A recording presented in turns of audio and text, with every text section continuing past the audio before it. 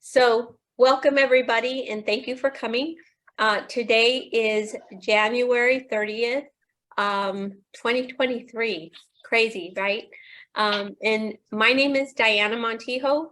I am a healing facilitator certified in multiple healing modalities.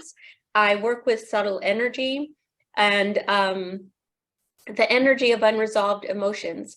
And tonight's meeting is with Michelle Goyette, and I will give her a chance to introduce herself in a little bit, but I wanted to share something about her before we get started. So the way I met Michelle is we had an open house at the Fig Garden Wellness Center, and sorry, I'm admitting someone now. We had open house at the Fig Garden Wellness Center, and Michelle did a group reading there. And I remember sitting in the room and the energy being very, very intense and very palpable. The room was filled with people who were in different states of grieving. And the thing about sadness, grief, and loss, like when I'm working around the heart chakra, it's one of the hardest places to clear, because when we are sad about the loss of somebody that we care about, we don't just stop being sad in 5 minutes. It is a chronic process that lingers for a very long time. And for most people, it just doesn't go away. And so when we had this group reading with Michelle, there was this one lady in particular, probably the one who was most emotional in the whole room was a lady that was off to the right of me. And Michelle was able to make contact with this woman's passed over loved one. And once she was able to make that connection, the woman's energy shifted in a way that was very noticeable to me. Michelle, she probably doesn't consider herself a healer, but she is. What she provides is a service that gives people a peace that helps them to move on and to continue living in the 3D and in the now. Michelle has a gift that is like a bridge between two worlds. And most people aren't blessed with a gift of clairaudience, and we all have different levels of intuitive abilities. People have it whether they realize it or not. They are tuned into it at various degrees. And so Michelle's gift is very open, and we are going to welcome her here today. And you have an opportunity to ask her questions, and she might, do some readings for us or not if the time allows. But with that said, I'm going to go ahead and allow Michelle to introduce herself and talk about what she does. Thank you, Diana. You always speak so eloquently, and I'm just happy my voice is audible right now, because the other day it was literally hoarse and just, I think I was overusing it. And I do phone readings, in-person readings, and just this time of year is a very common time of year where we've got allergies going on, we've got all kinds of stuff. And I had to reschedule some clients because my voice was breaking. And it wasn't that I was necessarily sick, but I was like, gosh, what's going on with my throat chakra, and also the physiological part of it. I have a background in nursing, just to give a little tidbit or a shred of knowledge. I did clinical training at the California Armenian Home years ago. That was in my early 20s. And I remember the first day on my shift. As a student, of course, you always get more time. You don't have to hustle through like a lot of the understaffed nurses do, and, just pummel through your shift. And I just remember the beauty of being able to take my time. And I will never forget the first patient. Her name was Mabel, and she had black and white photos all over her room. She had 1940s like swing music playing on this little radio, and we had just rotated her and applied ointment to decubitus ulcers. And if you have any nursing background, if you know what decubitus ulcers are, that's bed sores. And she would not let go of my hand. And I remember it wasn't just like a hand, like I'm holding your hand and then I'm like, let you go, like I just met you. I just remember her energy just ran through me. Like I got flashes of insight of her life, things I didn't even know I was able to handle and experience. And I'll never forget my fellow students were like, you can go on your break now, but she wouldn't let go of my hand. And she was holding it so tightly. And she had this little smile on her face. And I started to tear up and I thought, I can't let go of her hand. And they said, are you crying? And I was like, no, cause I got glistening. And eventually I did have to obviously let go of her hand, but energy is real. You get the exchange. So that little background in my experience in nursing, just to get my feet wet to see if I wanted to go further and pursue it, was a pivotal point for me on the level of human connection. I venture to say people who are especially in healthcare, especially nurses, if you can't have good bedside manner, what are you even doing in that career? But there's a lot to be said about, like Diana hit the nail on the head. I don't necessarily consider myself a healer, but yet there is healing that goes on. But I just tell people I'm just the vessel, I'm the conduit, I'm the messenger. But any questions people have about how I came about realizing that this is something I needed to do as an occupation, because God knows there's no 401k in this work. So, but, There is no 401k and no sick days. Thank you. No paid sick days. Right? No paid sick days.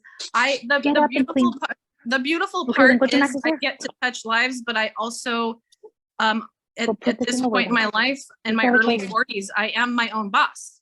But when you're your own boss and you work for yourself, it's like I don't have a staff of employees. It's all on me. Yeah. So it's either feast or famine. I did readings for free a lot in the beginning.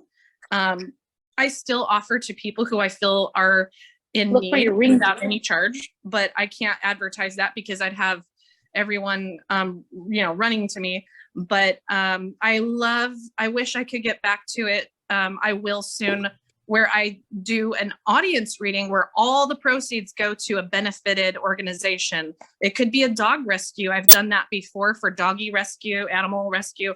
A lung cancer society, one of my favorite clients turned very dear friends, Shannon Hill, her mother died of lung cancer. She never smoked a day in her life. I've also given to, my favorite one is Breaking the Silence for Children Who Have Been Abused. And it's about speaking up and advocating for child abuse. Speaking as someone who experienced that. So I'm incredibly passionate about bringing awareness and advocacy for the underdog, especially. It runs the gamut. I mean, I'm an open book when it comes to how I work with my abilities, but like I said earlier, there's no 401k in this. It's not like I went to school and got a degree in this. That's true, but it's a kind of gift that you can't pay to get. Nobody can, I mean, I guess you could pay to kind of train with somebody who could help you to exercise those spiritual muscles. And some people are just born with that crown chakra wide open, with that ability. My teacher, my biofield tuning teacher, Eileen McCusick, she used to call her intuitive process, she called it her mail slot. And there's a place just above the occiput off to the side that is actually known for being a portal, so to speak, for information to come in. And we feel each other's energy, whether you guys realize it or not. You are intuiting on an ongoing basis. And when you enter a room anywhere you go, you're scanning and intuiting whether or not you feel safe or not in that environment. And so there's different ways where we process information and receive information, and you can strengthen those intuitive muscles, but some people Absolutely. just have that gift. And for me, Diana, first of all, I just want to thank Diana. She has such a calming presence, and I feel like people very much feel safe with you. And there's like a safety, like, oh my gosh, you know, I get so many clients in the almost 10 years that I've been public. It'll be 10 years in April. And funny enough, I went public on my grandmother, who was a medium. I went public on her birthday, and it was a full moon lunar eclipse in my sign of Scorpio. But during, if anybody knows astrology, the full moons are always in the opposite sign of the season. New moons are always in the current season sign. So it was on her birthday, April 25th. You can look it up, 2013. And I went public. I was like, okay, I'm going to do this. And I was like, you can't make this up. It's just crazy. And I was like, you know, how is this even happening? This is overwhelming. It was incredibly daunting. And I just felt her presence. She was a very strong, pivotal, like she was a spiritual mentor to me. And she died relatively young. I mean, she predicted her own passing. She said, I remember her talking about how she said, the next one, I think I'm going to go home. And she had previously had a near-death experience. And I mean, she died relatively young. She was 63. So that's young these days. But of course, this was in the early 90s. She died 2.5 weeks before my 11th birthday. So I look, you know, that was a formative year for me, because it's like kind of pivotal. You're leaving your childhood, but you're still a child, but you're kind of approaching that preteen stage, if you will. So anyway, she had gone out dancing, put her key in the door, and fell over, died of a heart attack. Oh, wow. But her near-death experience previously, she said she was upset. She was mad. She wanted to go home. And she said it was so beautiful, and she was kind of upset to come back to the reality of living in this earthly plane. So she was a huge component where she couldn't be with me in my later years, but in spirit, she definitely is. And I feel like she's even here now, because it's so funny. I wasn't even thinking of her. And last night I heavily felt her presence. Like, girl, you need to level up. You need to get yourself out there more. But I'm here, there, and everywhere with, you know, how I got to where I am now. But I do want to, again, thank Diana, because she is such a calming presence, where I feel like I'm the hurricane and the storm and I'm the eye. I feel like Diana's the lighthouse. Oh, thank you. Thank you. Thank you. You hit on something, and I wanted to ask about it. One of the inspirations for these Zoom chats was the tamale table at home growing up. I grew up, I was born into a long line of women who had strong intuitive gifts, my mom and all of her sisters. And so at the tamale table around the holidays, we'd get stuck. We would get stuck. Sorry, I have to add someone in. We would get stuck helping make tamales. And all the time, every year, the stories around the tamale table were stories of, that my aunts and my mom would tell about how they knew things before they happened. They all had that gift except for one. And I was always so intrigued. I just couldn't get enough of their stories. And so you mentioned that you came from a line of women too. And I've heard that it gets passed down in lineage. Yeah. Yeah. And so was it more than just your grandmother? Were there other people in your family line that had that gift? You know, they never, yes, on my mother's side, my grandmother, she did not do it as an occupation. She shot from the hip. She just kind of gave messages, or she said, I talked to spirits. And She always used to tell me this metaphor or kind of a analogy, if you will, where she said, it, you know, your soul is like a peanut shell. It's your soul's on the inside, and the peanut shell is your exterior. And when we die, that's where you go free. And so that was my mother's side, which is very interesting because I grew up, we were like spare tire Catholics, you know, we called it spare tire Catholics. Like we would go for the big holidays, Christmas Eve, Easter, you know, Easter, it's a packed house. And interestingly enough, Easter is actually outside of Samhain or Halloween, the pagan holiday Samhain and Halloween. And I'm born close to Halloween, so I find that interesting.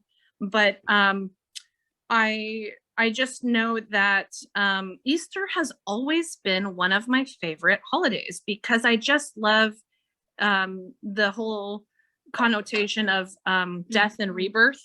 But if you take away the Judeo-Christianity aspect and just look at the deeper meaning of death and rebirth, I'm fascinated with world religions, by the way. I don't subscribe to any one particular, but I was raised Catholic. But I've had visions of Mary since I was a little girl. On my father's side, I bet he'll love me mentioning that if he's watching. I'm just kidding. But because I grew up in a very conservative household, yet we were charismatic and we had our own you know, things we were drawn to. But it was also this, we should be going to church more. Why aren't we going to church more?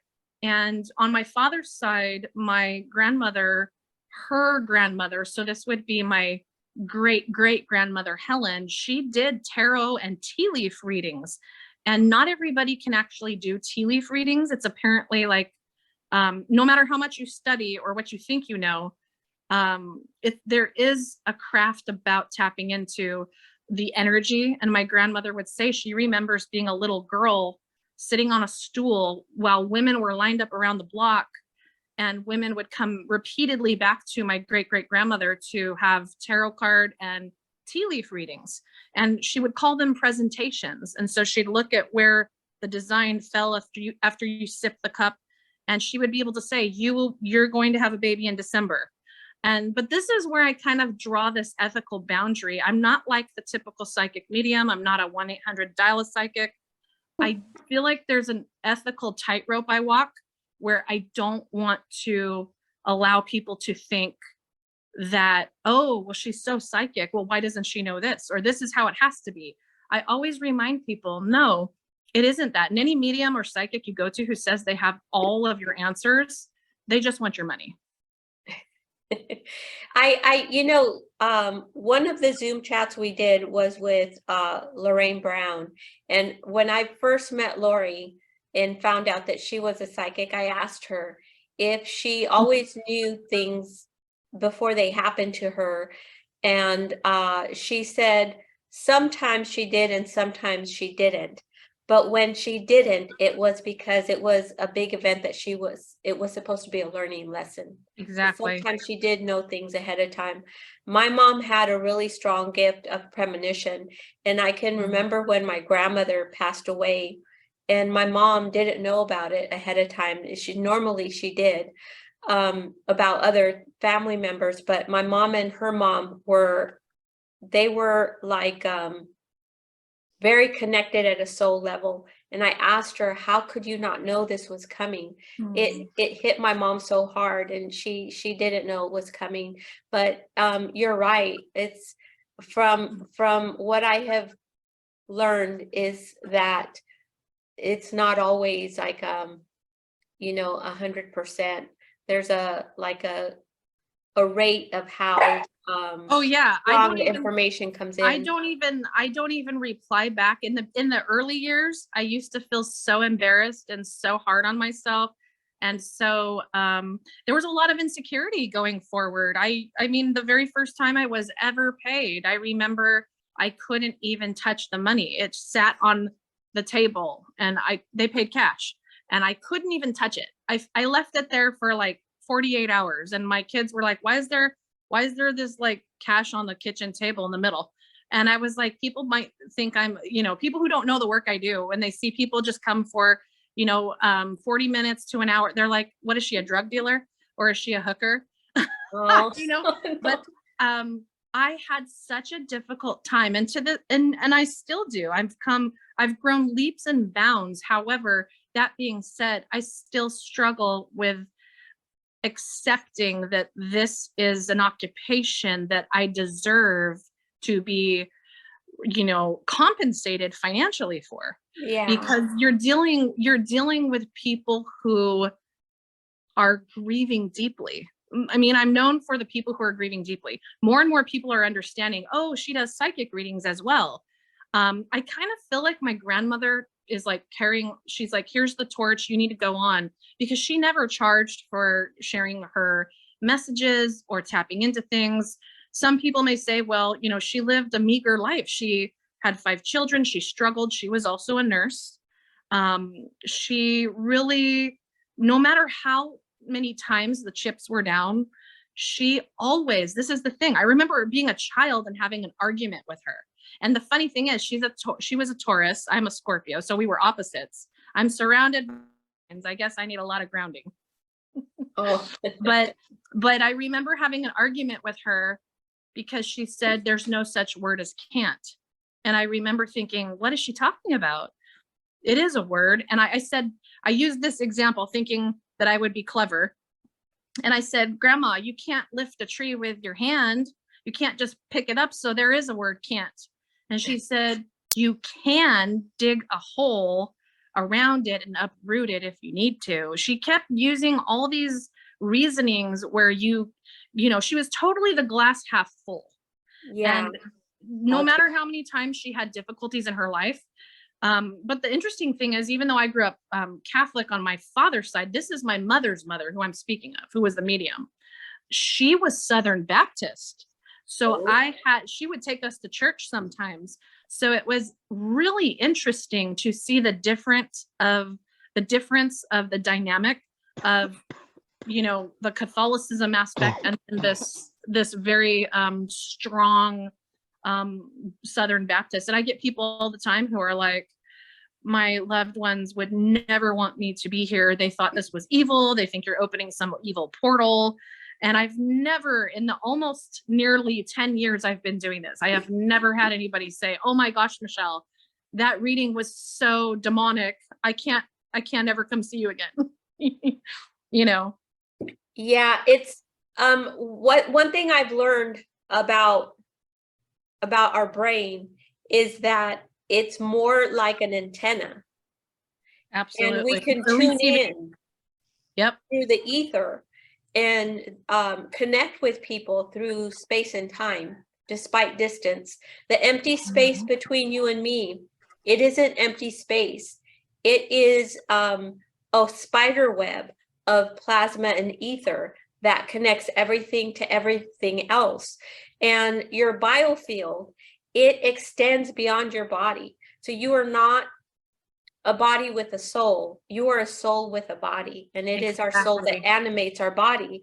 And really, we are bigger than just this. This is just the solid part, and your biofield is extends beyond you. And so we go through life, and you enter a room and your biofield interacts with other people's biofield. But you could also, I think, with our brain antenna, connect with people through the ether in a way just like a radio. And if you've ever heard of the Jose Silva program for mind control, it isn't mind control, it's just a way to tap into our intuitive abilities and tap into the ether with your brain.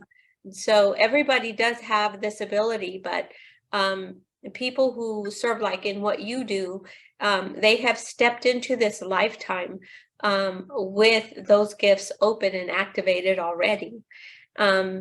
So sometimes, like during sessions, I'll get really strong intuitive hits and confirm that with a client. But I was hoping you might share with us your intuitive process and how that works for you. Yeah, I mean, I agree 100,000% with everything you just said. I always tell my clients, you do not need a medium. You do not need to come to me. And then it's kind of like I shoot myself in the foot, but it's like, this is your occupation. Why are you telling people they don't need to come to you? And I was actually very heavily criticized by other spiritual people who claim to be spiritual. In the early years, my formative fledgling years, where they were like, stop saying stuff like that. Like, this is not going to promote you. And I would say, but they don't need to come to me. They don't have to. They have it within themselves. It's just like I use this example very much on repeat, like a broken record. It's like somebody who is naturally really intelligent with math, or they're very good and receptive with math. They get the answer like that. Whereas some of us are still carrying the one. And we're like, wait a minute, I'm going to get there. I'm going to get the answer, but I'm still taking a little bit longer to work it out. It's like a muscle. If you don't use it, then it's not going to get stronger. But like Diana, you just said, some of us are just born more innately natural, but I do naturally gifted, if you will. But I'm not sitting up here on a pedestal. I am not above other people. I often say, you know, I'm anything but ordinary, but I am still just a person. I'm a spiritual being having a human experience, but this is part of what my life's mission, my soul's mission. And I want to point out really quickly before I forget, because I like to go off on my tangents, but there are times in our lives where your spiritual gifts do go dormant, where you are not meant to, you know, I actually am terrified about going more public with this. I mean, I run into someone at Target or Walmart and they're like coming up to me to hug me, and I don't remember who they are. And they're like, oh my gosh, you connected with my mother. And I don't remember who they are. And I feel embarrassed. And then they're like, because I meet so many people and I'm like, I'm here to buy cat litter, you know? So You know what? I want to thank you for saying that, because I have had a lot of people come in, and when they have sessions with me, the things that come up are so deeply private and so deeply wounding for them, so personal and so private.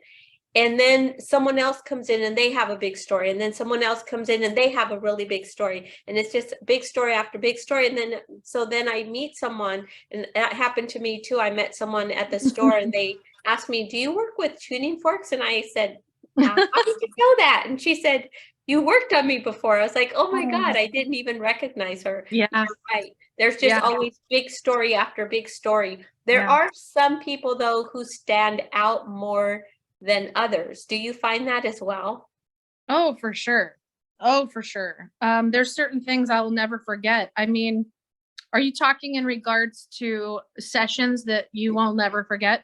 Yeah. I mean, there was a phone session. I couldn't even tell you right now. There's no way to prove it. I get accused a lot of when clients come to see me and then they go on, and I do allow you to record your session.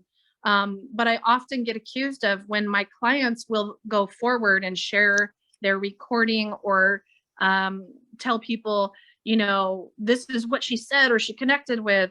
And a lot of the skeptical people, this is where I have to play the devil's advocate a little bit and understand in this day and age, I understand why people do this. They're coming from, first of all, their own perception of their experience and comfort level.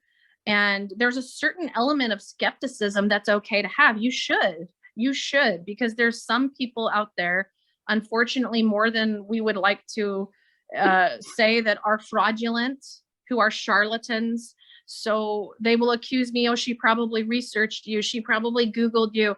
But that's why I love, there's so many, even recently, there's so many things clients have said, oh my gosh, this just happened today, or I just said this to someone. So they know there's no way I could, you know, I can't help if somebody's favorite sports team is the 49ers and they have a profile picture of the sports memorabilia and all that might come through during a reading for somebody's loved one. However, there are things that are evidential that you cannot research. But I did a phone reading, kind of segueing back to what you said, Diana. I did a phone reading in my mid-early years, and I just will never forget it. I wish I had the person's name saved, and I don't know if they wrote a testimonial. I can't remember actually, but this is how you know phone sessions are real. I just remember she had me on speakerphone, and she had her sister or her aunt with her, this gal, and she wanted to connect with her son who passed. And I said, I feel like police are involved. There's authorities. I saw like the whole lights and sirens. I said, this was a violent passing. And she said, yes. And I said, oh my gosh, what is it with pennies? I kept getting the image of pennies. And I saw rings. I was like, pennies and rings. And she said he had a penny collection. And for part of his celebration of life, we turned his pennies into rings. And they gave them out. But to a skeptical person, they may be like, oh, Michelle's, totally fabricating this and she's making this up. But it's when the real people write testimony. That's why I take pictures with my real clients. And I only do that with consent, permission. Yeah. But that's one that stuck out to me. And then like one of my spiritual teachers who I want to give a big shout out to and thank, Francisco Alvarez. He is an authentic curandero, if I'm pronouncing it right. Curandero, Curandero. We always got tongue tied on that. But, he really kind of called me out and said, like, why are you undervaluing yourself? And you really need to put yourself out there more and feel worthy that this is something that can have a domino effect to help people. So Francisco Alvarez, Krista Erickson, were my Reiki master teachers. And I kind of think of going back into that partly, but I'm not sure. But anyway, I could list so many memorable connections where like Shannon Hill, if she's even here, I don't know, she might be. She said she might be, or she might have been interested. I'm not sure. Her mother died of lung cancer. The one I mentioned previously, I had not met her previously or at all. And when we were at mind you, this was all free to the public. I mean, people drove out from Merced, Visalia, and it was at this little hole in the wall coffee shop cafe. At the time, it was called The Grind, out at the bougie part of Fresno, Northeast Fresno. oh yeah, a river. Oh yeah, and people were standing. I mean, I was so overwhelmed. I don't think I went to bed till after 3 a.m. Wow. And I did it for free. It was also on a full moon. And I remember it was like July and it was humid, and I've lived in Georgia for 3 years, so I know humidity, but it was humid in California. And I remember it was a full moon and it was like this tropical rain. But it was just like drizzling. But I do remember because that was the year that I went public. And so when you go public with something, it's kind of like growing pains. It makes you get out of your comfort zone. It hurts. It can be uncomfortable, but you're supposed to be where you need to be. And I'll never forget the first time I met Shannon, who's a big time fan of mine. And I don't like the word fan, but she's a dear friend. But long story short, I kept getting the word yellow. And then I kept getting tapping to the ear. And I'm like, of all the things, what's going on with the ear? And she started breaking down crying. And she said, Yellow by Coldplay, the song Yellow. She said, that is the song I think of for my mother. Oh. And she said cancer had spread and they had to remove part of her ear. Oh, and wow. So, that's just one example. I could go on and on and on. Yeah. Wow. That's crazy. And these are real people. I mean, my own mother, just so you know, if she's here, I don't know if she is or not, but my own mother, who knew well before I ever went public. I'm like, Mom, I think I'm going to be doing actual readings. I think I'm supposed to. This medium years ago predicted I would. I didn't believe her. And my own mother was like, okay, I believe I'm very spiritual. I believe that you believe. But she said it took her watching me give people messages, and she broke down crying later. And she was like, it's one thing to hear it, but it's another thing to witness it. Yeah. Before I was doing energy healing, For a long time, I had for my whole life, actually, I've done office work, and I worked with engineers and field staff, and I did contracts for installation of underground storm drain systems. So when I tell my clients now what I used to do before, they just laugh. But yeah, there's like this coming out kind of a thing that you have to get past the discomfort, because people, they've only seen you in a certain way, and they're not used to seeing this other side. And this feels like the real me. That felt like something I just had to do because, you know, you have bills. And speaking to what you were talking about, getting paid, I had my spiritual mother who told me, people think that because you have a spiritual practice that you shouldn't charge for anything, but you would not go to get your hair cut and expect to get it cut for free. It is a service. What you offer is a service. And there is something really important about reciprocity, of the equal exchange of energy, of giving and receiving. And if you are over giving, then that is an energy leak. And so you have to be, there has to be a balance of giving and receiving. Oh, absolutely. And that's something I struggle with. So, you know, there will be times that I've gotten better over the years, but there will be times when a person, it's supposed to be a one-person session, they show up with 3 people and they didn't forewarn me. And it's like, oh, you're so psychic. Why didn't you know that there was going to be more people? But I'm like, you paid for a one-person session. They're like, oh, well, we're all connected to the same person who passed. And it suddenly becomes an exchange of energy between 3 different people. And I'm referencing my earlier years. I still struggle somewhat with, I've made the magical word is boundaries, but there's a lot to be said. And this is part of my karmic homework. It's a deep thing, and there's a reckoning that's coming to me. And I think it happens to all of us on our own level. But for me, it's like this self-worth, like you are worthy. And Diana, you just said exactly, like you wouldn't undercharge yourself if it was any other occupation, but you happen to have an unconventional occupation. It's not, you know, so there's a lot to be said about value, self-worth, self-valuing. And there's plenty of times I give people breaks, or I will do freebies. But at the same time, you know, we're all human. We have bills to pay. Yeah. You, like, if you have an office space, you have all of this overhead.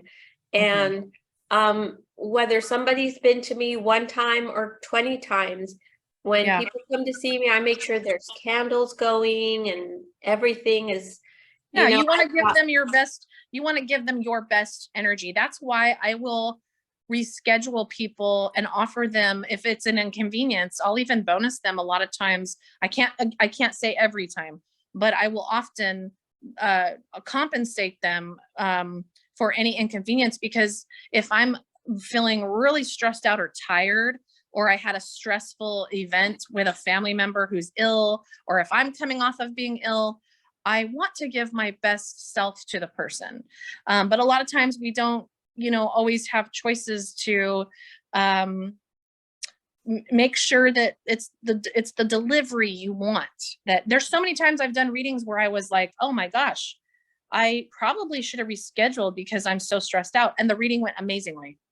Because when spirit wants to come through, but it's kind of like compartmentalization, which isn't always healthy. But at the same time, it's like, you don't have time to shut down and have a panic attack. You have to, you know, carry on.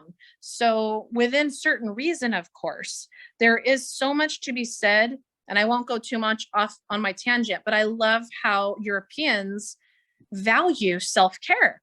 There's no authorization for having animal therapy. It's a given. Animals are good for people. Why would you have to make you go through an insurance thing to have to validate that this person needs an animal in their life? And the same goes for vacation time. Europeans value self-care so much, they give extended self-care for vacation time. And the reason I bring this up isn't to go off on a tangent about European versus American.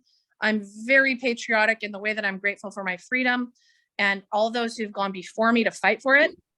But the point I'm trying to make is that there is an gravely undervalued of work till you die, and Yeah. not truly value the present moment and the energy that you're burning the candle at both ends, and what are you really accomplishing. Because time and time again, I'm probably more influenced by this, because time and time again, loved ones who've crossed over, spirits, remind me, I wish I didn't stress so much.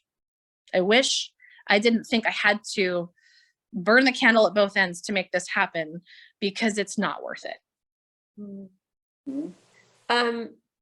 So I have a question, and then I wanted to give people an opportunity to ask questions, because I don't want this to be just a you and me talking. This really is, I want this to be very organic, where people could ask questions. But what I wanted to know is if there is one theme that stands out more than others as messages that go back and forth between people who've crossed over and their loved ones. Is there one thing that stands out more than others that people try to convey to each other? That they're okay. I know it sounds so simple, but the major thing, because think about it, I mean, it runs the gamut. People often die of illness. People often die of car accidents. It's not uncommon. Every time I get in the car, I ask Archangel Michael, especially if I'm going a longer distance, I'm like, please protect me. I surround myself with white light. But there's people who die of, this is one of my most difficult readings, are suicides. Intentional, unintentional. There's so many things so many variables that go into that. But the number one thing that they want their loved ones to know, it's almost like they come screaming out and they're like, it's so simple. And the person, it could be so simple as somebody having, when I say simple, I mean, like, I'm trying to convey that it's a simple answer. I'm okay. But to the person, to the loved one who had to make a choice to pull the plug, or to how did they want their wishes carried out, to them it's a heavy, heavy decision. And all they want their loved ones to know, like, this is the common denominator: I'm okay. I've made it over. I've crossed over. I'm okay. What about people who maybe had not lived, how do I put this? People who had done things that were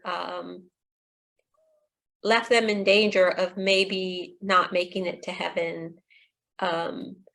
Yeah. And remember, I'm privy to only what I'm able to access and what so like, there's this component of what I've studied, and then there's this component of what I personally know. And so this is why a long time ago, I gave up on thinking, God, I don't have to prove to anyone that I'm authentic and organic and legit. I never have to try to sell myself that, oh, you have to believe what I believe. But there's this certain component that I started to realize that eventually, we all have an expiration date. We're not gonna, this adipose tissue, bone and muscle, this body fat, everything will eventually fade away. And energy is real. You do cross over into another dimension. And so what they share with me is that there are many levels. And I won't get too much on my religious soapbox, but because I don't want to take away, because I do value the heart of the church that I grew up in, the heart of it. I still actually feel very nostalgic and have a lot of respect for the heart of the church. Like I said, I've had visions of Mary. I carry a bracelet that has her image. I've had a very powerful vision of Mary in my mid-20s when I was living in Georgia. And she said, everything's going to be all right. Go back to sleep. And it was so powerful that it was during a time where my then husband was deployed in Iraq, and I was 25. And long story short, it was supposed to be a 4-month deployment. It turned out to be like a 7.5-month deployment. And I just remember thinking, how am I going to be this strong woman I'm almost 3,000 miles away from my hometown and in the deep of the South. And if you didn't go to church on Sunday there, they look at you sideways. And I was really on spiritual fire there. That's right before I met the medium who predicted that I would go public with, or help carry on and do readings. And she knew I didn't know her from Adam. She didn't know me for Adam. This was before social media is what it is now. Wow. Immediately she connected with my grandmother. She's like, I feel like I fell over of a heart attack. That's exactly how my grandmother passed. But I'll just never forget that experience with my vision of Mary. And it was pivotal for me. But there is this little, I just want to point it out, because, you know, I'm a fan of world religions. I don't subscribe to one exact religion, but I have respect for people who do. It's just fascinating to me to find out, why do you believe this way? What is it? It's just like learning different languages.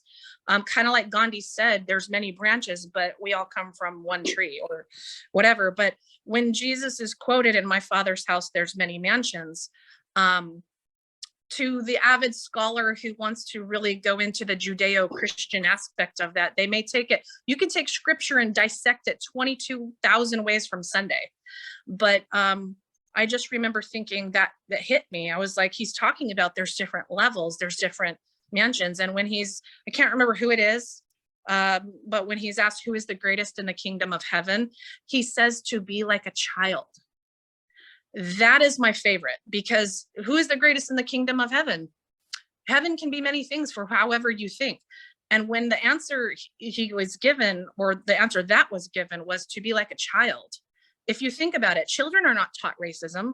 Children are not taught to be prejudiced. They're not taught rich or poor. They're hatred. You know, they are taught that eventually, but I'm saying innately. Yeah, like, they don't come in with, they don't come in racist and. Right. I'm talking innately. So they don't, so when he said to be like a child, so how many of us adults need to take a seat back and be open like a child? And that has always brought me back home. And I think public school shuts down our intuitive capacities. It's just becomes, all of that curriculum, that intuition, it does not get supported, fostered, talked about, nothing. It just, I think it's quite the opposite. It shuts it all down. Right. I agree with you 100%. And I already feel like there's a father that wants to be approached. I'm like, who's got the father who's passed? Well, it's funny. I was wondering if my dad would pop in. Really?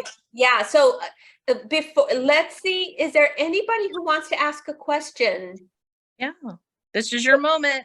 Yeah. Feel free to either type it in the chat or to turn on your speaker. Okay, so I don't know whose father it is, but let's see. Okay, yeah. I mean, I definitely felt like January, which is this month, is connected. So if it's not you, Diana, does anybody else connect with January? So like I get pulled to months. I do get the number 28. So that's just coming to me right now. So the month of January, which we are in, I don't know if there's like a birthday, or did somebody get revelation or some sort of news, or does the number, I'm very strongly pulled to timelines and dates. So does the number 28 connect to anybody who's tapped in right now?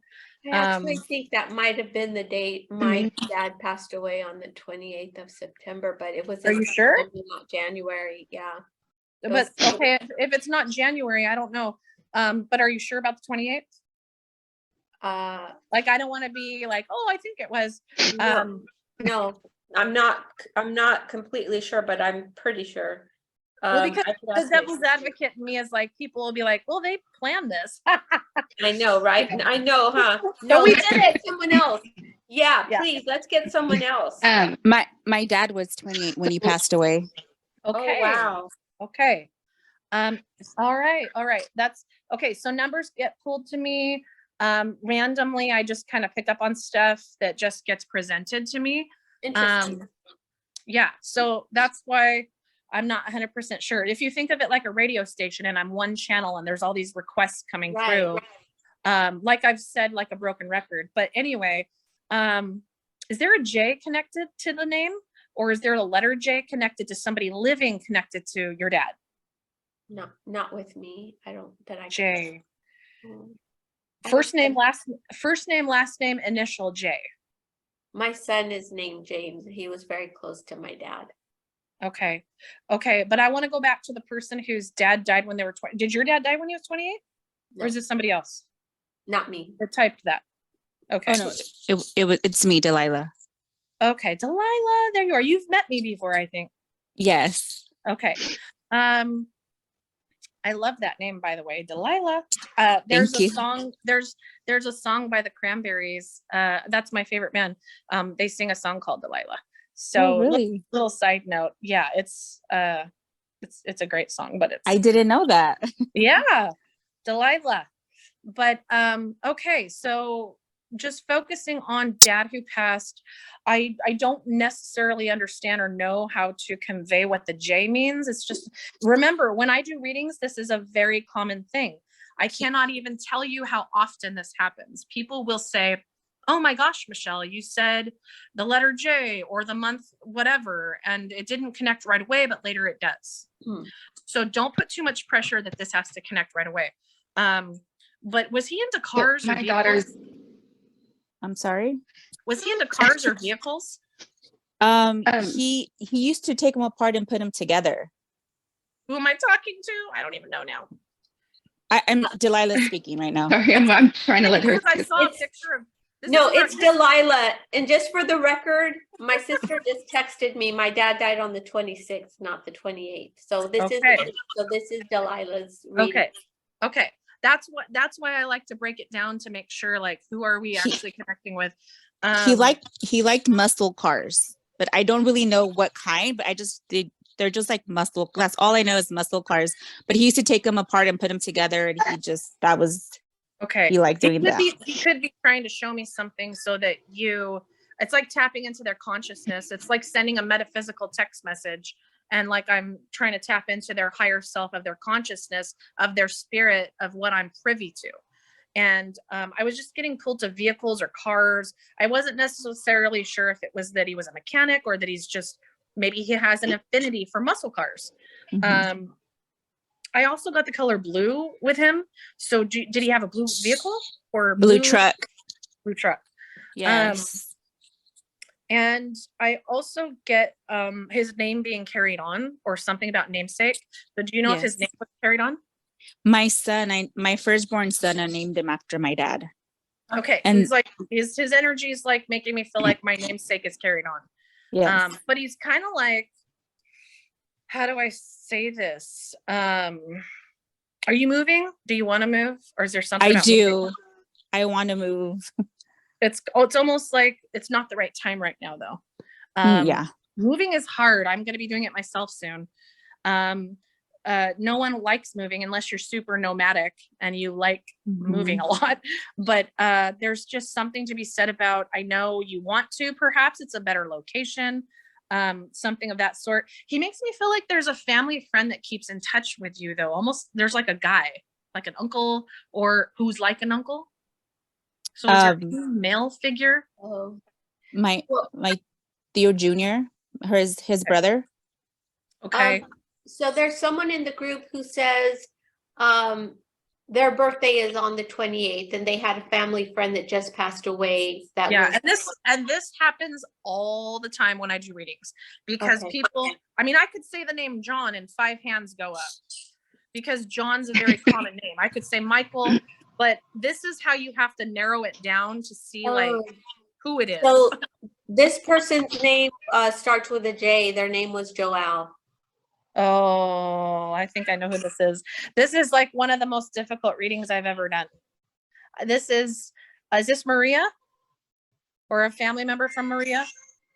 No, this is, it's Niho in the audience in the group Mm.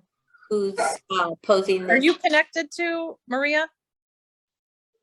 Me? No, the name Joelle. Um, This is where it gets tricky. It's a lot easier. This is why I just want to point Right. out, this is why I don't like doing group readings on multiple, Zoom. because you Yeah. have to, I mean, it's not that it's bad, it's just that it's easier in person. This is why even in-person group readings, I have to be like, hold on, because like I said, I could say the name David and 5 hands go up, but I have to really like narrow down with information who it is. Yeah. So I don't want to disqualify that it's not the person. But when they said Joelle, that's a very specific name for a very difficult reading I've done multiple times. Yeah. That's why I was like wondering. Yeah, if you could please comment or answer to Michelle's question, Miho. Yeah, and you don't necessarily have to divulge your whole story. I always tell my clients, you don't need to divulge every detail, but I do appreciate feedback. And just kind of going back to the person with the father with the blue truck and things like that. I feel like March is going to be a much better month to move. March, like something about March. I had thought about that too. Yeah, but I also tell people it's not set in stone. It's like I get a snapshot in time. If you guys have a chance, look up the documentary. There's another spiritual medium who I'm friends with, who I very much dearly admire and appreciate and respect deeply. Savon Chappelle. It's called Beyond Our Sight, SIGHT. And you can YouTube it. It's the name of the documentary. It's not even an hour long. It's called Beyond Our Sight. They talk about near-death experience. They interview other psychic mediums. They also interview scientists, physicists, and people who've had near-death experiences, as well as a physicist who himself had a near-death experience. They talk about how, you know what, we don't have all the answers, but there's unequivocal, undeniable information coming through that mediums who are authentic are not fraudulent. So I think you guys would love it. It's by this French director who loves California, and he interviews everyday ordinary people who've had near-death experience. So I just want to put out there a little soundbite, or what is it, a plug-in? I don't know what you call it, to look up Beyond Our Sight. I think it was done in 2014, but you can YouTube it. Okay. Yeah, there's some really good YouTube channels that are geared towards near-death experiences, and I'm actually hoping to get someone on here who has actually had a near-death experience, and I've been reaching out to a few people. So if you know of anybody, please let me know. I really would like Oh sure, I know some people, but just that I'm a big documentary person, so you do have to look at where the sources are coming from and things, and I researched the heck out of it. But I just wanted to put that little plug in that Beyond Our Sight, YouTube it. Wonderful documentary, wonderful. So let's see. Miho says that no connection to Maria, and the name is pronounced Jolie, not Joelle. Okay. Okay, because I was like, Joelle, ooh, that was a really tough reading. I had to sit on the couch the first time and just hold my client, which I don't always do. But that's why I tell people sometimes it's not the right time to come have a reading, depending on where you're at in your grief journey. But that name struck me hard because it was a very difficult loss.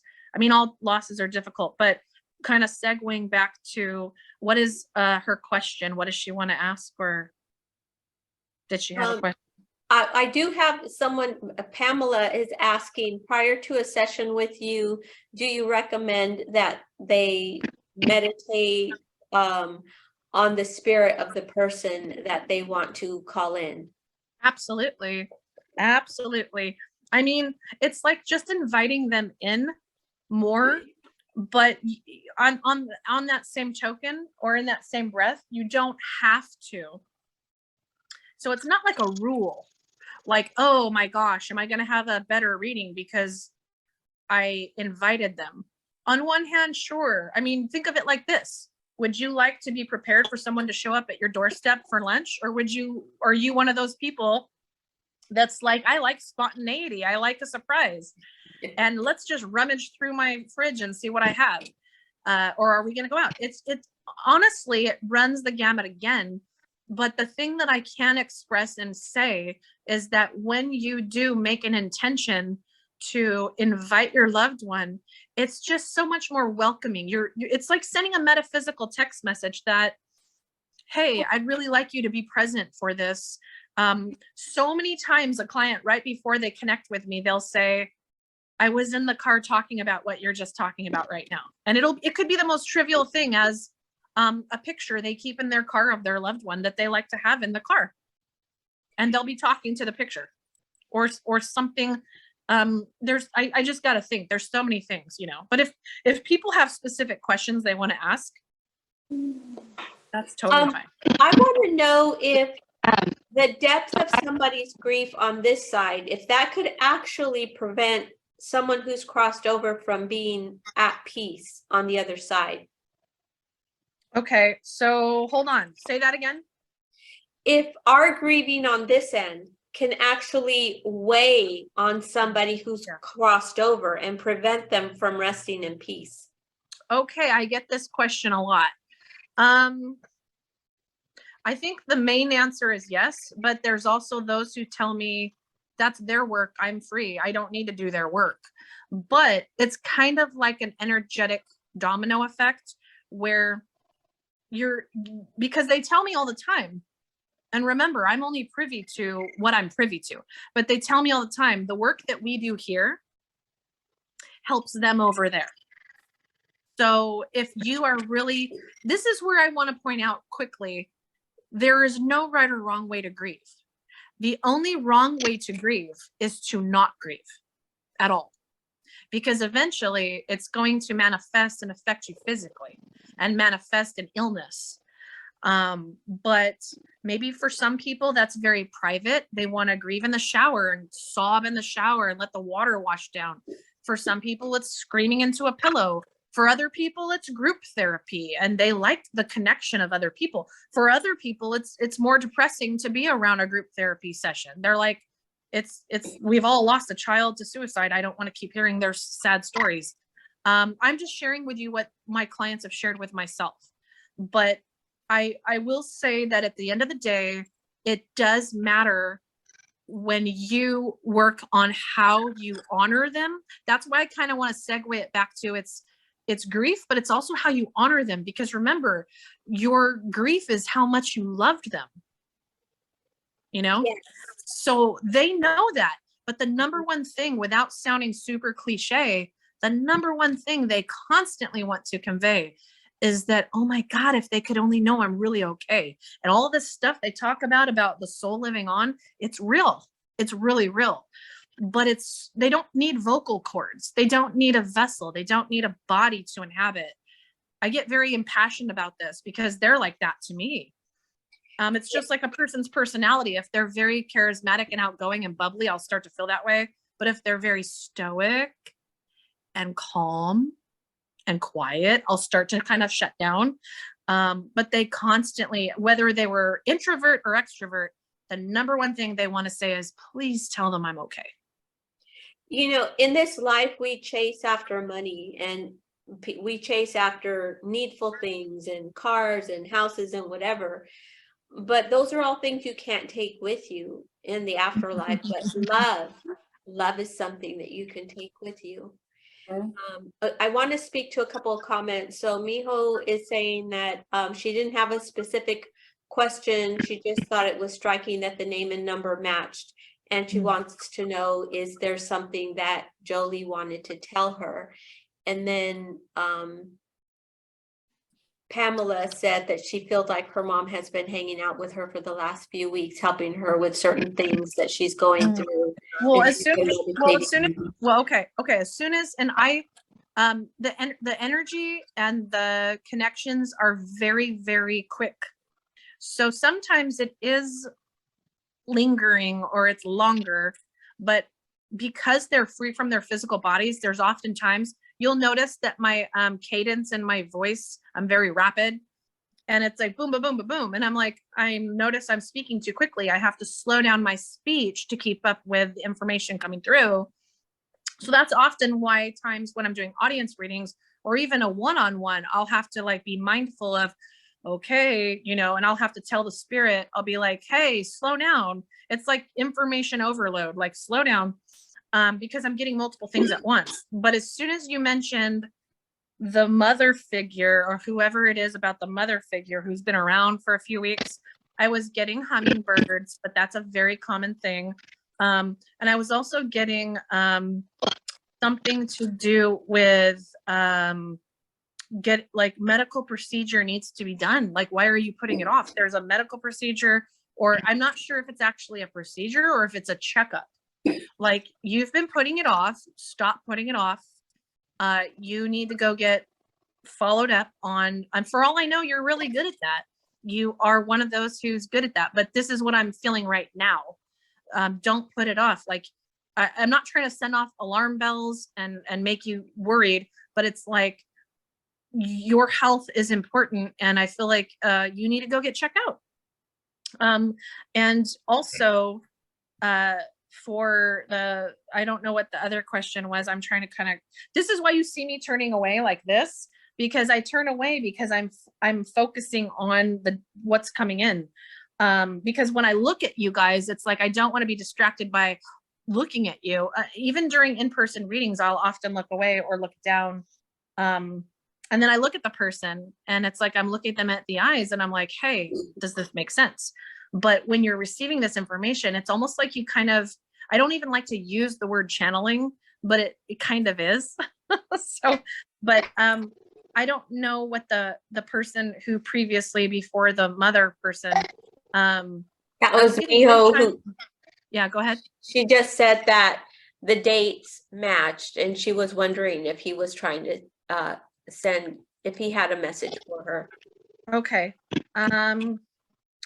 Well, I do get it was quick. Was this a quick passing? Like, was this unexpected? Was it unexpected, Miho? You could, if you can unmute yourself. Like surprising. Yeah, There she is. Can you hear me? Yes, we Yeah. can. Yeah, he had shortness of breath, went to the hospital. I mean, he's had heart problems before, but they tried to do a procedure. He was on life support and they had to take him off yesterday. Oh. That recent? Yeah. Oh man, that might be why. People often ask me, and first and foremost, I'm so sorry. Thanks. That's heavy. Sorry, Miho. That's heavy. People have asked me, can you do readings like too soon? And that's a great, I feel like that's not a black and white answer. It's a gray area. I've done readings for someone the day they buried their husband, but they knew it was coming. They had preparation. I actually tried to talk her out of it, but she wanted to do it. So I let her. But my sincere condolences to you, Miho. And I honestly feel like this coming and going. And he keeps, is this a male? Yes. Yeah. Mm-hmm. He keeps pulling to like a necklace. Do you have a necklace? I mean, that's a common thing too. But did he have a necklace? Do you wear a necklace? Is there something about a necklace? No, not really. Is there like a necklace? Sorry, say that again. I just bought one for myself. Okay, so you just bought a necklace for yourself? Yes. Does it have to do with him at all? Or is it just more for like, I liked it and I wanted to buy it? Actually, I was doing a biofield tuning with Diana and she told me to buy a blue agate lace necklace. Blue lace agate for her throat Yeah. chakra. There we go. And Diana, we can swear on whatever we want to, but you and I have not shared this. No, and this was very recent. This was very recent. Yeah.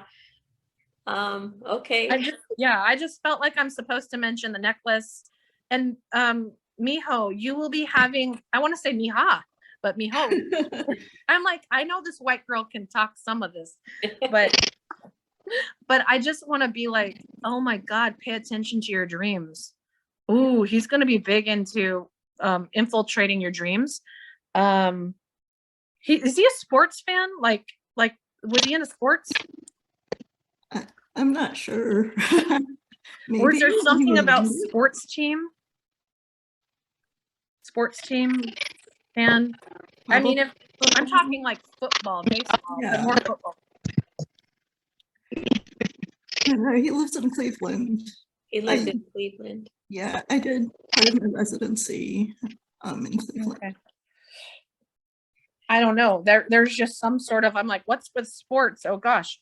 And things like that. But there's also this, I don't even know how to put it into words.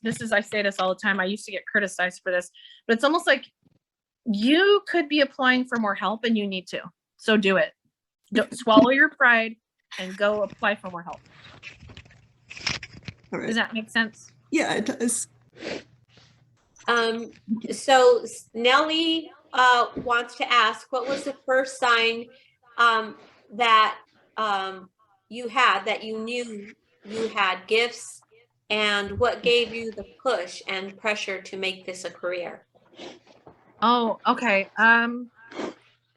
Very good question. Oh my gosh. Sometimes I'm still asking myself that. I was working in massage school, like a lot of healers. I mean, I don't mean to be like healers. I just mean like you are tapping into energy. You are working on people. And like Diana pointed out earlier, I don't like to consider myself necessarily a healer, but I was told many years ago, you're a healer. And it's not like, oh, you're healed. Lickety split at the snap of my fingers, you're healed. There are people who are very, very powerfully drawn to healing with their hands. And really quickly, when I was doing one of my first Reiki sessions, if you know anything about Reiki, it is energy work. It's the life chi, which is all about, William Lee Rand. He organized the way that it's the methodology, but I don't believe, and I'm going to put this out there, I do not believe that you have to go and be Attuned? Yeah, I'm trying to like walk the tightrope of, I don't want to offend my Reiki people, but I'm also like, because there's authentic curanderos and curanderas, and there's people who are innately just, and in the human touch. And so long story short, I know that energy work is real, but when I was working on this one person, I was a female, and I remember we were told you can go from head to toe. I kind of use this as a quick example. And we were told you could stop wherever you want to and kind of go back to. And I remember this was like, again, in my early fledgling years when I barely went public. I actually think it was right before I went public. And I kept hovering over her lower abdominal area. And I kept saying, what's going on with this area in my head? And so once we were done, because the person was not to tell you anything, they were supposed to like keep it kind of on the down low. And then once you were done going head to toe, then you could ask the person questions. And I remember I asked her, I'm thinking maybe perhaps she's got like reproductive issues. Maybe she's cramping. And I said, I kept getting pulled to your lower abdominal area. And she said, I just had bladder surgery 2 weeks ago. Oh, wow. And, right. And so I'm thinking, but my hands, they knew my spirit and the energy was pulled to this body, this vessel is still healing. But if you're going to go back to like the archaic, when did Michelle know she was different? I mean, my mom will tell you, I used to rattle off a lot of weird stuff. And my mom would be like, wow, does this girl have a wide imagination? And it wasn't until she started telling me, like, you were describing people. And I would be very charismatic. And the funny thing is, as a child, I was painfully shy. Even my 5th grade teacher, who I'm still friends with all these years later, She's like, to see you blossom into what you have been. She's like, I remember when you would be scared to be called upon in the classroom. Oh. Well, we're glad that you did step into that role. Sherry is asking, she said, a year ago, her husband entered the hospital and passed away 20 days later. Are you picking up anything? I think it's honestly, I think it's me that you're picking up on. I didn't realize that my microphone wasn't working this whole time. Okay. Is this Miho? No, this is Misty. Misty. Oh, Okay. Miho. I'm like, who is this? Misty. okay, we're You got kind a of lot of bouncing back and forth. So yeah, we're kind of bouncing back and forth. Go ahead, Misty, and then we'll go to Sherry's Yeah, question. ask your question, because this is where it gets dicey, guys. You have to like forgive me, because if you, like I said earlier, not to sound redundant or repetitive, but it is like I'm one radio station. I'm Right. one And channel, honestly, like and all this every single information is thing- swirling around me. every single thing that you said has been like pointing back to us and my family. January, my children's father and my boyfriend passed away. My daughter was born on the 28th. Oh of God. May. He loved sports, and this necklace has his ashes in it and a finger of his thumbprint and his handwriting. I'm Okay. sorry. Does he And have, he loved cars. He was like I one get a the lot of car blue. I get a cars. lot of blue with him. Do you connect with the color blue with him? He had blue eyes. He had blue eyes? Or who has blue eyes? Their father and the letter J, but his middle name was James. When And our when I get friends- the when I get a color, it's often either a color they were fond of, or they're trying to show me my eyes were blue, or blue was like I mean, blue in general is a very spiritual color. However, that being said, blue could be the theme they did his memorial or his celebration of life. But I kept getting his, does he have a brother? He has 3 of them. Okay, is there one that's actually more involved or like checking on you or something? Is there something about a brother? I mean, I live with 2 of his youngest brothers. So okay, so I'm getting a brother theme. So you live with his brothers? Yeah, and his dad and stepmom. Okay. I feel like you're like going to very much expand out of that. Save what you can. Times are hard right now, man. They are Yeah. very hard. And I've been wanting to. I also get he go loved on my wearing own. not to interrupt you. I also get, God, it's like I almost feel like making fun of him for wearing sunglasses. Like I keep getting sunglasses. Like would he wear sunglasses even inside? Hat. Or do you have a picture of him? Sunglasses. I'm like, what's with sunglasses? Are you gonna get the picture or something? Are you kidding me? Don't mind the baby shark. Oh,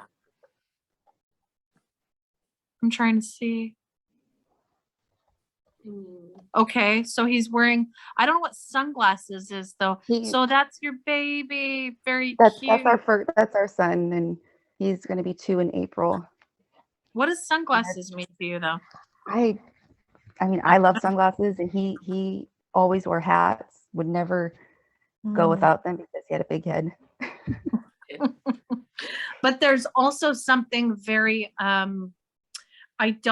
it's almost like I don't know how to put this into words. It's almost like finding my family with you, where I don't know if there's stuff going on where do you get along with his family? It feels like there's outward family stuff where I feel torn, to be honest. It feels like I'm torn. Like, how do I be present with you and then my family and I'm torn, or I don't know. Did you feel accepted by his family right away, or is there something going on with? I did, but at the same time, like I also feel like I still feel like an outcast a little bit, and like I don't belong, and it's kind of hard sometimes, especially since he's not here. Sure. I get a lawsuit coming. And Not a lawsuit, but if like, it's not a lawsuit, it's legality. Like you're Yeah. going to court. yeah, we Does are that make to sense? establish paternity for him. Okay. So I'm like, I don't know if lawsuit's the right number, but I'm getting legal, like you're gonna have to go to court. This may be a new journey for you to navigate with the family dynamic, you know. He's this kind of spirit that he says he knows he was going to die young. Did he ever talk about like, I know I'm not gonna live to be old? He was, he would talk about like not wanting to live. He was, I mean, he had depression and past trauma and stuff, and he had mentioned it, but he was always too scared to do it himself. And it was very sudden and unfortunate, and I still don't understand why. Like, I was 5 months pregnant, and I mean, it's just an awful time, but Yeah. there's no good time. It's like, oh, but it's not there's not a lot of peace with this one. That's why I'm like grabbing my hair. I'm like, like the energy. I'm like, I'm sorry, Misty. I'm sorry. there's just, yes, I'm sorry as well. There's just a lot of inner turmoil, but he makes me feel like if I was to convey or best express what I can from him, it's like, I knew I wasn't going to live to be old. And that's one of the most difficult messages I give to people. But some people are like, oh, they used to talk about, I'm not going to live to be old. But I don't know. These times will be temporary for you, as you know. I mean, it's kind of like getting your ducks in a row, and it's like we had plans and stuff. He's like, is there an LA connection with LA? he's a Dodgers fan. He's a Dodger fan. That's blue. Yeah. Oh yeah. Well, too bad. We could have had And I'm a something. Giants fan. I was just gonna say, too bad we could have had something special. I'm a Giants fan. I know all those giant jerks. I'm not that big of, honestly, I'm not that into sports, but I'm like, I can see how people go down Oh, you know, I'm more of a Giants fan. But Yeah, I he knew love everything about my every dog. You gotta give credit where credit is due. So we are almost out of time, but I wanted to give Sherry a chance to have her Sure. question answered. I'm sorry, Sure. Misty. I'm okay. very sorry about your loss. And this is part of what I was talking about, what I was describing about how Michelle really, what she does is really a healer, that works as a healer. Because there's just a peace that comes over being able to connect with your loved ones and just knowing that they're trying to come through and knowing that they're around you. That just serves as a kind of a comfort during a painful time, just like what Misty's going through right now. And let's all send her hugs and love and compassion for such a difficult time. I'm so sorry, Misty. I did want to give Sherry a chance to have her question answered, and then Pamela had a question, but Sherry wants to know if her husband was coming through at all. He died a year ago. He went into Yes. the hospital a year ago and died. Yeah, 20 a year days. ago today. A year ago today, he entered the hospital, and then 20 days later is when he passed. Okay. Now let's see here. Okay, hold on. There is some sort of, I don't know how to put this into words. There's like some sort of like I get pulled to the vehicle, to be honest with you. I'm like, how do I put this into words? It's like a car. Are you getting rid of a car? A motorcycle. Okay. His He's like, motorcycle. his motorcycle? Yeah. Okay. He's such an easygoing spirit. I know exactly his spirit. I know exactly who you are. It's like, oh my gosh. He's such a welcoming person. He's such a welcoming soul.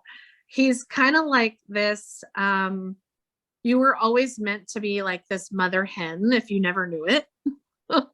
Like welcoming, and he's referencing you. He's like, there you go. You're opening your arms more.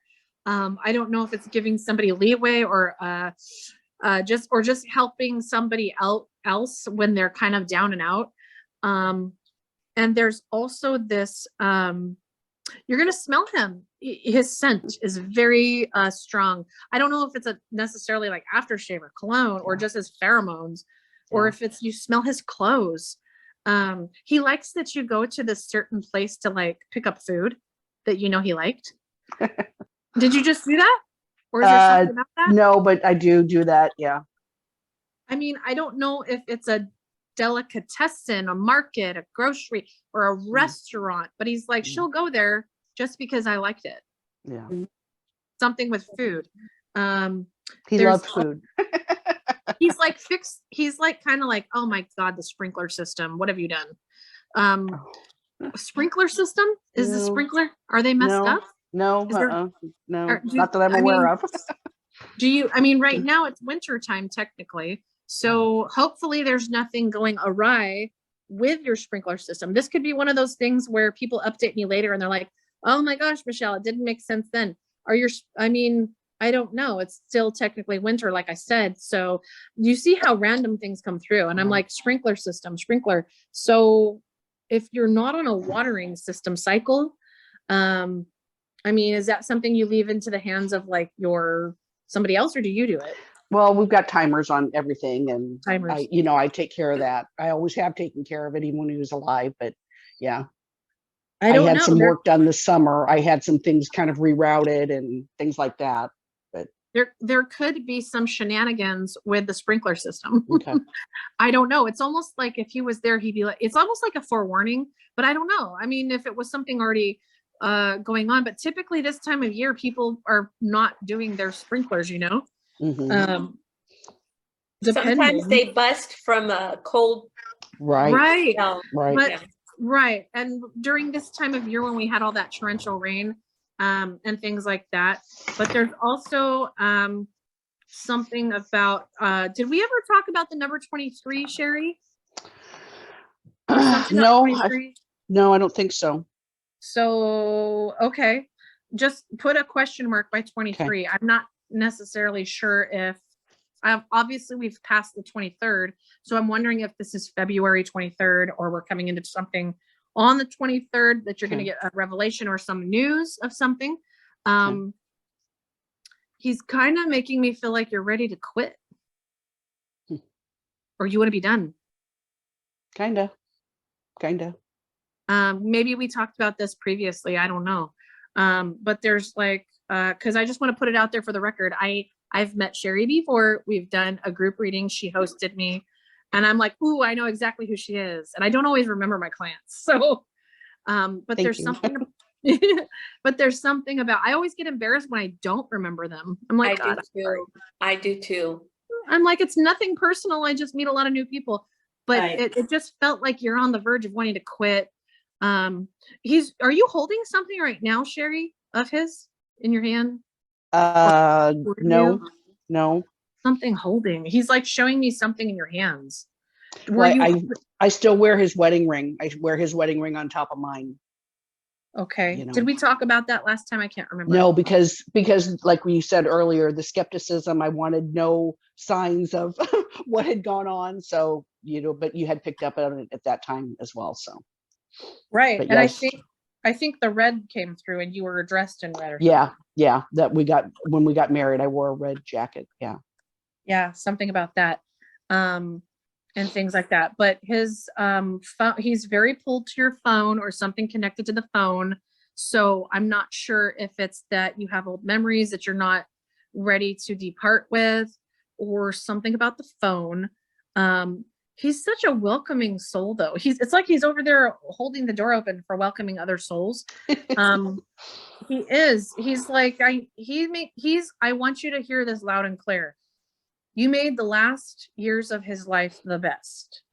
But it's a very much like this unlikely connection or something. Like, did we go over? Because it's almost like people won't believe that this, maybe you've been jaded or he's been jaded, but it's like this unlikely connection, but you made the best of his years, really. And he's kind of like, you might have to hear from a weird sister or something about his sister. Does he have a sister? Yeah, he does. There may be something he's trying to forewarn you about a sister. What's interesting is that he and his siblings were never really close, especially the sister. And 3 months after John passed, her husband passed. So she and I have become very close because we have that shared grief, and I'm 3 months down the road. So I've been able to share my story, and this is how Right. it was for me, kind of a thing. So that's the connection that I have with his sister now. And we've become, a lot closer, and definitely talk more than we ever have. Absolutely. Thank you so much for being here Yeah. and sharing, because this is the privacy of your own home. And I'm like, you guys don't know how many times I've tried to hold back my tears, because when you get emotional, I just feel your raw authenticity, because this is your life. These are the people who you've connected with, who are the interwoven fabric of, the connections that make you feel seen and acknowledged and loved. And it's like, to know that person's not tangible here to hug physically, that I feel that. I think that's part of the blessing and the burden of what I've taken on doing this work. It's like, I really have to kind of hold myself back and still be present, but also be empathic enough and compassionate enough to hold space for you guys. And you guys are being very vulnerable sharing tonight. So thank you. Thank And you. the price of love is grief when Yep. that love is lost. Yep.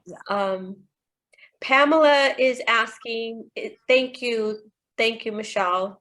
Pamela is asking, is it true that spirit won't come through if there isn't any useful information to message to a client?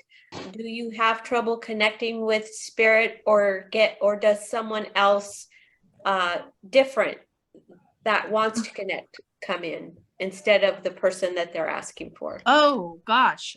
There's many times where the initial person that they want to connect with might not be the initial person coming through. And then there's times where the person they're wanting to hear, I'm going to give you a quick example. What is her name? She wouldn't mind. I just can't think of her name right now. Anyway, she's a client who lives on the East Coast in Boston, but she resides also in California. And she said, before I was referred to you, and this is where I'm like, oh God, don't do this to me.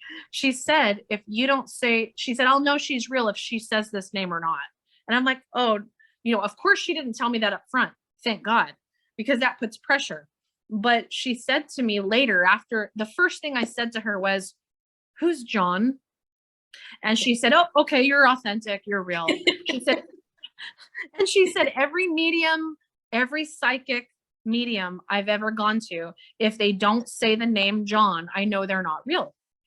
And I was like, immediately right out of the gate, I said, who's John? And he, was this past love of hers, and she went into depth. I went into depth. Now, every reading isn't going to be that way. It's not always going to be the name that comes out. And there's times where you might hear, there's times where I've done readings where an ex-mother-in-law who you didn't get along with, who was pretty hard on you, will be like, I'm sorry. She'll come through and you're like, I don't want to hear from her. But she's like, hey, I was really hard on you. I'm so sorry. Because when you cross over, you have more perspective and perception of your human experience on the earth plane. And you also have this plethora of spirituality that you are doing healing work for. But there's plenty of times where someone who wants to connect with someone doesn't come through immediately, but then they do. They kind of segue in when, and a lot of the person's own energy, if they're super nervous, I can pick up on that, and that's okay. But they may unintentionally be blocking their own connection. That's why I tell people it's healthy to have a healthy dose of skepticism, because it's unconventional work. How do I prove I'm doing this? I get called out all the time. Oh, you're probably researching, but there's things that you cannot Google. There's things that are not researchable. So in that same breath, there's times where stuff will come through and a person is like, okay, they start to let their guard down a little bit more. I always equate it to this. It's like fog. When you're driving through fog, grief can be like fog. And also, like, have you ever driven through where the patch lifts and you see the road clearly? And then all of a sudden you hit another patch. but you unintentionally can block a medium and psychic when you're so concerned about what you want to hear versus what is coming through. I've had clients apologize to me and say, I am so sorry, Michelle, because I was so focused on what I was hoping to hear that I just blocked out what was coming through. Then they go back and listen to the reading and they're like, oh my God, yes. But to me, at the end of the day, it either makes sense or not. And I do not accept payment unless I make an authentic connection. Just for the record, if the whole time it's like pulling teeth and you're like, no, I'm not, I will refund you on the spot or within a few days or what have you. I try to be as ethical as I can with this work. So for the purposes of time, I want to ask one question, and then if somebody wants to leave, they can leave. And then there's one person who has a question, Laura. I'll bring in your question in a bit. But for the purposes of time, if somebody wants to book a reading with you, I'm going to put a link below to your website and to my website. And what is your fee? Okay, so my website is updated, but it's not completely caught up.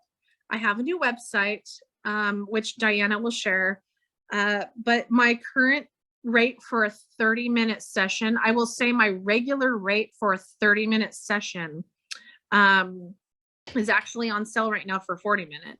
So you're actually getting a huge discounted rate. So for a 40-minute session, it's usually $150. And I do this every now and then at the end of the month. It's kind of a last kind of a end of the month special, if you will. And it helps me and it helps clients, but it is till the 31st. I've already been advertising it. So like a 30-minute session is usually $130. A 40-minute session is usually $150. A 50-minute session is usually $160. So for a 40-minute session, it is now $80 until tomorrow, which is the 31st of January. So people have until the 31st of January. You're getting $70 off. And there's I'll do things for Mother's Day, Father's Day, the holidays, but just to put this out so people understand, when you come see me and you're a new client, as long as you're a trusted referral, I always go a little bit longer for first time clients. I consider it like an icebreaker session because you kind of get a feel for how I work with my abilities, and you get to record your session. You can ask questions, you can take notes, but yes, a 30-minute is usually $130. A 40-minute is $150. A 50-minute is $160, but you get a 40-minute reading right now for $80. And it's until the 31st. A lot of times I found, like, when I get readings, I have like an afterthought question, like, oh, why didn't I ask this? Or why didn't I ask that? So that's good that you do that. Okay. So everybody who's on the call, if you don't have me on Facebook or Instagram, please follow me. I will have I'm not done, Laura. I'm sorry. I just want you to know we will go to your question. If you could please follow me on Facebook or Instagram and send me your email address so that I can add you to my email list. And also send me any requests. If you have some type of request, I'd really like to know more about this subject or that subject, then I could look for somebody and invite them to come on and do a free Zoom chat. And these are random and they're based on other people's schedules and availabilities. Right. So we're going to go on to Laura's questions. If anybody wants to leave because we are past time, you can go ahead and check off now. And thank you for being here. But Laura, yes, thank you. And sounds like mostly everyone found me on Facebook. So thank you for that. Laura would like to know if her dad is coming through. Laura, looks like are you still here, Laura? Yes, I'm still here. Okay, Laura Bobadilla would like to know if her dad is coming through at all. Was this a fast death or sudden? Yes, he yeah, without telling me all the details. I just felt like it was more quickly than people expected or something. Yes. I do get pulled to upper chest, lungs, heart. Did he have any of those elements? All I was told was respiratory distress, but I don't know like the details or like what the heck happened. Okay, well, respiratory would be lungs. Yes. Respiratory would be breathing. I just have a small background in nursing, so I'm not like a doctor or an RN or anything, but just from my little physiological background and anatomy and physiology and my clinical training at the California Armenian Home, I remember all that I had to the flash. I always got 100% on my flashcards, but ask me something now and I'd be like, what? Some stuff I retain and some stuff I'm like, gosh, got to go back to the books and the drawing board. But I did feel pulled to breathing, respiratory, something to do with that. I also get like a teaching background. So are you a teacher or was he a teacher, instructor? No. Is there something about going back to school or higher? This is where it gets like the game of charades where I'm like trying to decipher what does this mean? I can't make it out exactly, but are you planning on going back to school or was your dad an avid fan of higher learning? Yeah. Go ahead. You know, as a child, I remember he always told me that I would be his nurse, or he wanted me to be a nurse. And Okay. I Okay. did a nurse. You did become a nurse? Yeah. Okay, good for you. And thank you for your work. You're saving lives and helping maintain. What is it about June? Does June connect with you with your dad? Or June, the month of June? Or something with June? And do you have a little boy? No, I have 3 grown children. Three They're what? adults. 3 grown Yeah. children? I don't know Yeah. what a little boy. What is a little boy? I don't know. Are you caring for a little boy, or is there something about a little boy? Like a younger, it feels like a child, like a male, like a little boy. I have 2 grandbabies that are boys. Okay, so you have grandbabies that are boys. Now, did your dad smoke? Yes. I'm getting like tobacco, smoking. I'm like, okay. But I also feel like this connection to the boys. Like there's this, I don't know, like maybe how are they little? Yes. Maybe they see him, little ones are so fresh from the other side that they're super connected. I mean, especially children being born in the last 10 to 20 years are so tapped in psychically, but they may be the veil is thinner for them. That's why as they approach their like 8 to 9, 10, 11, it kind of goes dormant and then it comes back out. But there's this beautiful connection with your boy, or I was like your boys, or do you love them like they're your own children? It's like, these are your grandbabies? Yes. And I do. They're my world. Aww. Yeah, that kind of thing. Things are going to be okay. Things are going to work out. There's almost like this should have had a will put together better, or for all I know, he had a will that was well read, but is there something about do you know anything about being like the executor or the power of attorney? For him? No. I was too young and things were kind of passed on to me, and that I know of, nothing was arranged. My mom, after his death, my mom had to kind of take care of everything. Mm-hmm. Okay. Is the name Dennis connected to you? That's No. a name. That name, okay. So you'd have to follow up with me. That name just shot through. I don't know why. I mean, that's a very specific name. My cat's trying to jump up here and I'm like, no. I don't know. The name Dennis just shot through. And so you'd have to see if he had connections. Ask your mom. Is she still around? I only know if they've passed if they show me. Okay. Yeah, I can ask my mom about a Dennis. Yeah, I mean, that's such a specific name, unless there's a funny inside joke about Dennis the Menace or some silly thing. but I was getting the name Dennis, and I was also getting some sort of like, I don't know if it's like a chair he loved or something about a chair. You'd have to ask your mom again. This is many years ago. Yes. Yeah. I don't know if there's a chair or people, something about a chair people like, or ask your mom, something to do with that. I do get very pulled to outside of California though. Did we talk about that at all? Did you mention outside of California? No. Family connection or something like that.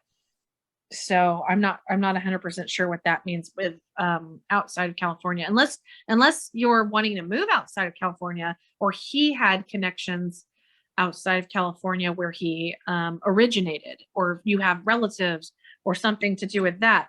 Oh, and I've been thinking about trying to trace back my grandparents. Like ancestry. Yes, my great grandparents. Yeah, that kind of thing. His mom. Okay. For sure. I mean, that's incredibly powerful when you do that, and you can find out all kinds of stuff in regards to that. But I also get like, he has a nice smile. Like I keep trying to tune into what he looks like. He's got a very broad smile. Or something. You have a picture, you love his smile, or he's in a car or something.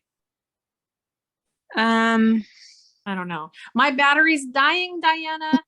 I'm like, I gotta go soon. Like, I feel like this is also like too cathartic. Like, not only is my technological device battery dying, but my spiritual self is feeling burnt out. So I probably got to call it.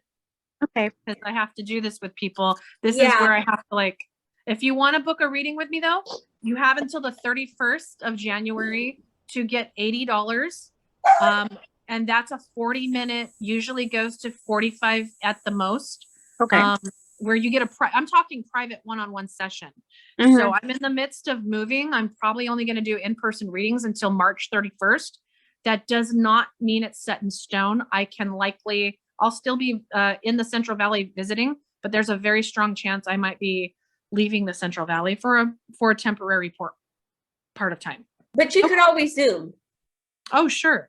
I don't see like you notice, I noticed myself, this is so interesting. Like I noticed myself, like when I'm really tuning in, you see me turning away. Like I turn away because I'm trying to focus.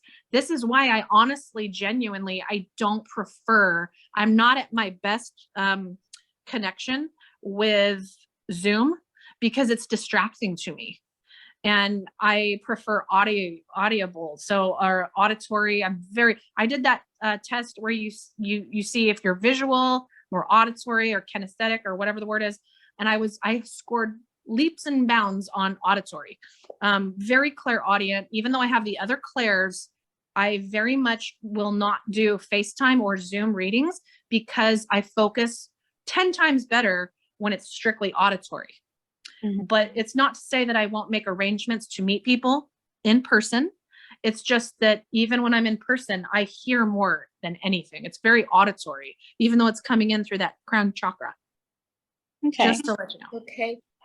So I am interested in booking. I will look for that link. Yeah. We can do. And you can go. Diana has her information. She's been very gracious. You can go to Michelle Goyette, Goyette, spiritual medium, on Facebook, or you can look up the website she's going to have available. But you guys get $70 off for a 40-minute reading. Yeah. So go for it. Yeah. And I'll book you out, you'll have time. And I will post this video added to my Facebook account and on YouTube. Please add me on YouTube and hit the like button. It helps if you hit that like button. And thank you very much. Nellie said this was an informal and beautiful meeting. Yes. Thank you, everyone. Thank you, Diana. Thank you to those that I didn't get to answer to. Yes. Thank you. And again, hit me up if there's anything you want to learn more about. Send me a request and I will try to make it so. Okay. Good night, everyone. Good night. Thank you. Okay. Good night.